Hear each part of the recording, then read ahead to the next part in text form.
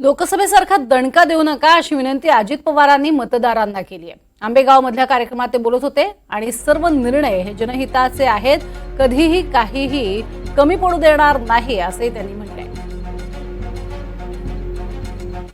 आपलं काम बोलतं काम आणि त्याच्यामध्ये माझ्या शेवटच्या महिन्यात उसाला त्यांना 200 रुपये टनाला जास्त दिले, रिकव्हरी जास्त असते म्हणून।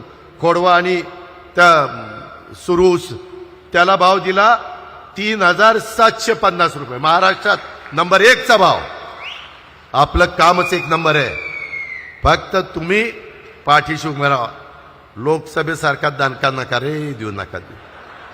लय वांगाळ वाटतं एवढं काम करून बेमीच्या देठापासून ओढतोय, सांगतोय, घाम येतोय तरी राव सांगतोय, पटवून देतोय। समोरच्यांनी काय दिलं?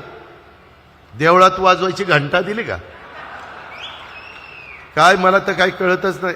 अर्थात तुम्ही मतदार राजा आहे, पुन्हा म्हणतील अजित पवारनी आंबेगावला जाऊन दम दिला